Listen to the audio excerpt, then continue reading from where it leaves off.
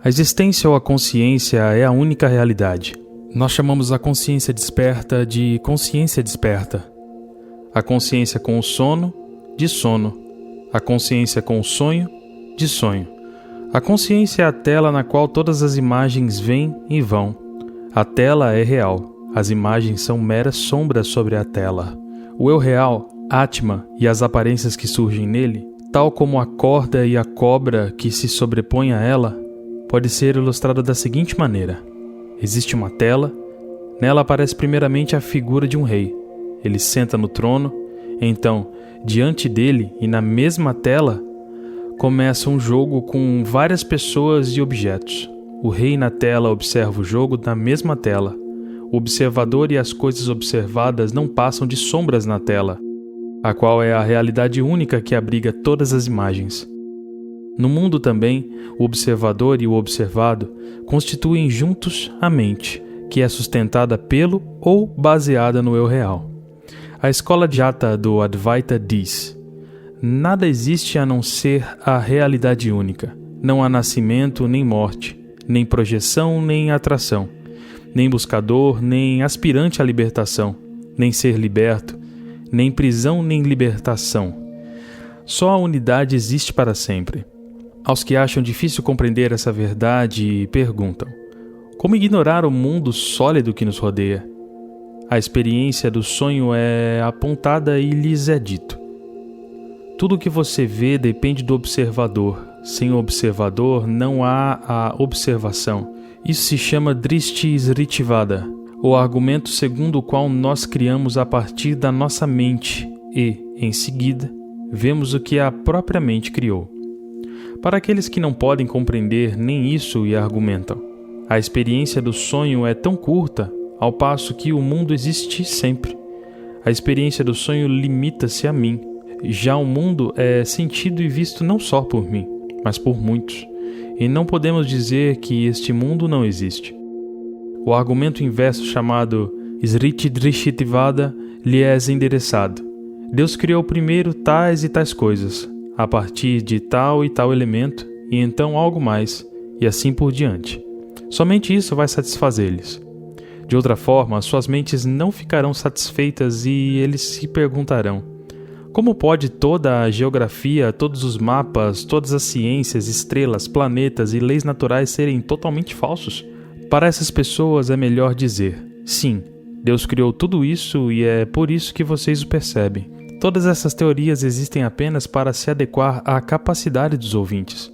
O absoluto só pode ser um. A primeira luz branca do ser, digamos assim, que transcende tanto a luz quanto a escuridão. Nela nenhum objeto pode ser visto. Não há nem observador, nem objeto observado. Então há também a escuridão total, a virya, ou ignorância, na qual nenhum objeto é visto.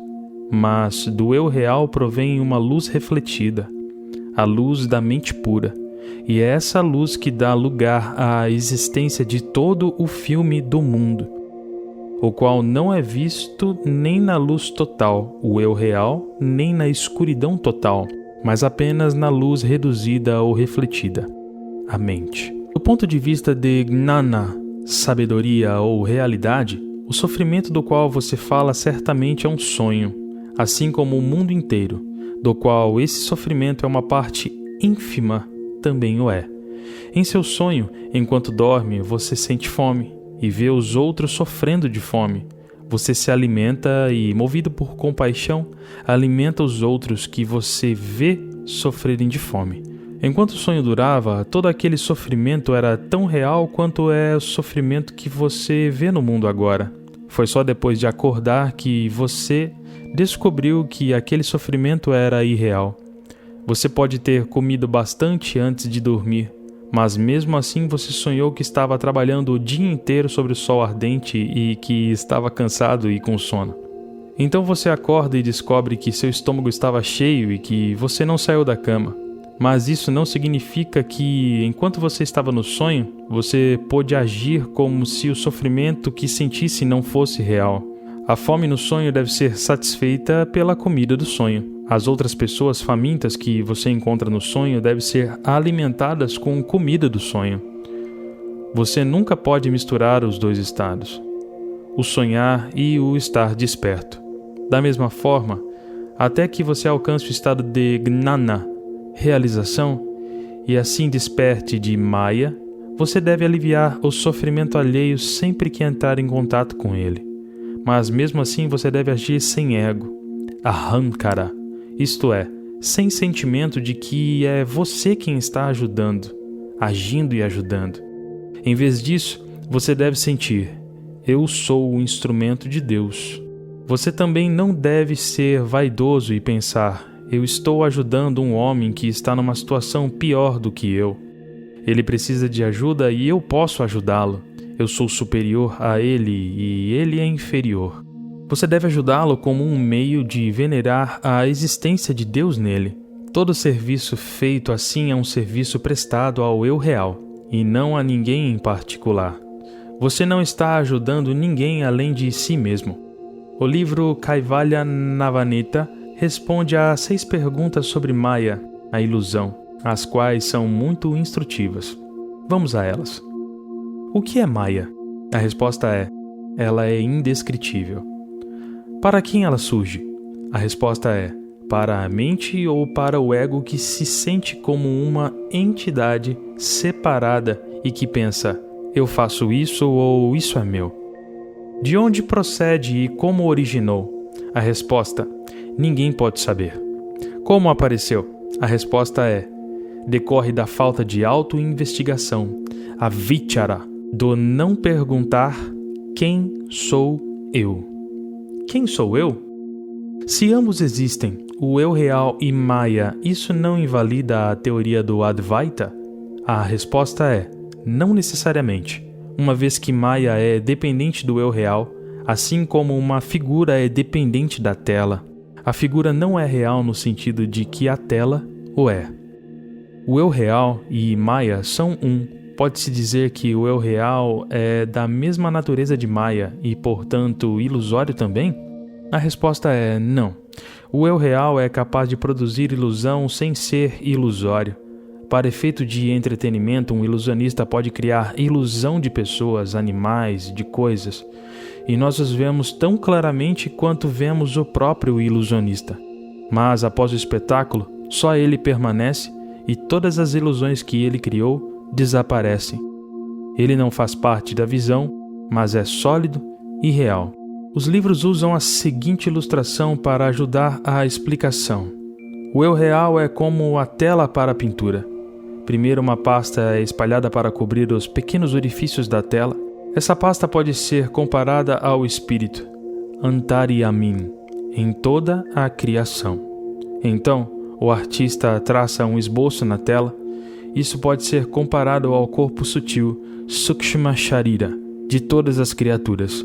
Por exemplo, a luz e o som, Bindu e Nada, dos quais todas as coisas surgem. Dentro desse esboço, o artista pinta as figuras com cores, etc. Isso se compara com as formas grosseiras que constituem o mundo. O Vedanta afirma que o cosmos surge junto com quem o vê. Não há uma criação passo a passo. É similar à criação no sonho, no qual o experimentador e o objeto da experiência surgem simultaneamente. Aos que não estão satisfeitos com essa explicação, as teorias da criação gradual são oferecidas nos livros. Não há nada correto dizer que os seguidores do Advaita da escola de Shankaracharya negam a existência do mundo ou que o consideram irreal. Muito pelo contrário, para eles o mundo é mais real do que para os outros. Seu mundo sempre existirá, ao passo que, para as outras escolas de pensamento, o mundo deve ter uma origem, tem um crescimento e terá um declínio, de forma que, como tal, não pode ser real. Os seguidores do Advaita dizem apenas que o mundo enquanto mundo não é real, mas que o mundo enquanto Brahman, o absoluto, é real. Tudo é Brahman, nada existe a não ser Brahman, e o mundo enquanto Brahman é real. O ser é a única realidade existente, e é pela luz do ser que tudo o mais se torna visível. Nós esquecemos o eu real e nos concentramos naquilo que aparece. A luz do salão brilha, quer as pessoas estejam ou não presentes, ou como no teatro, o palco está lá, quer as pessoas estejam ou não representando. É a luz em si que nos permite ver o salão, as pessoas e a representação, mas estamos tão absorvidos nos objetos ou aparências reveladas pela luz que não prestamos atenção à luz em si. Nos estados de vigília ou de sonho, nos quais as coisas aparecem, e no estado de sono profundo, em que nada vemos, a luz consciência ou do eu real está sempre presente, assim como as lâmpadas do salão que estão sempre brilhando. O que resta fazer é manter o foco no observador e não nos fenômenos observados, não nos objetos, mas na luz que os revela. Perguntas sobre a realidade do mundo e a respeito do sofrimento ou do mal no mundo cessarão quando você se perguntar: quem sou eu? E descobrir o observador. Sem um observador, o mundo e seus alegados males não existem. O mundo é formado pelas 5 categorias de objetos dos sentidos, e nada mais. Estas 5 espécies de objetos são percebidas pelos 5 sentidos. Como tudo é percebido pela mente através dos 5 sentidos, o mundo nada mais é do que a mente. Existe um mundo separado da mente? Pergunto. Embora o mundo e a consciência surjam e desapareçam ao mesmo tempo, o mundo se manifesta ou é percebido somente através da consciência. Essa fonte, na qual ambos surgem e desaparecem, sendo que ela mesma não aparece nem desaparece, é a perfeita realidade. Se a mente, a fonte de todo o conhecimento e atividade se aquieta, a visão do mundo cessa. Assim como o conhecimento da corda real não surge até que a noção fantasiosa de uma cobra desapareça, a visão, experiência da realidade não pode ser alcançada, a menos que a visão sobreposta do universo seja abandonada. A única coisa que realmente existe é o ser. O mundo, Jiva, a alma individual ou ego e Deus, Isvara, são criações mentais como a aparência de prata na madrepérola. Todas essas coisas aparecem e desaparecem simultaneamente. O ser em si é o mundo, o ego e Deus. Para o iluminado, Gnani, é irrelevante se o mundo aparece ou não.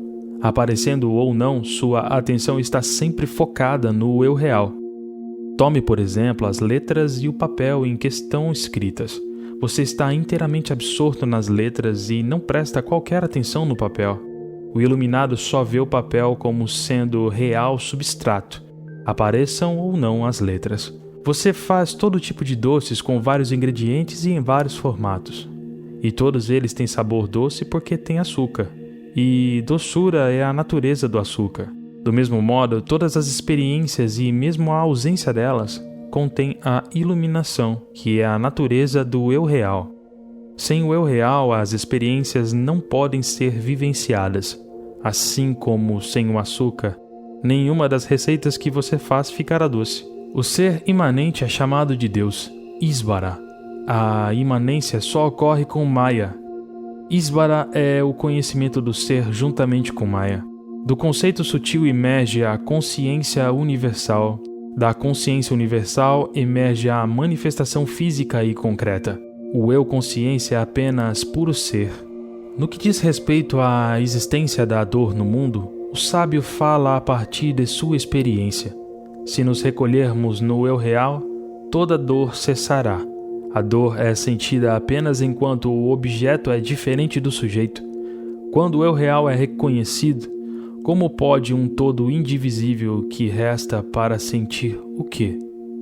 O texto do Upanishad Eu sou Brahman significa apenas que o absoluto existe como eu.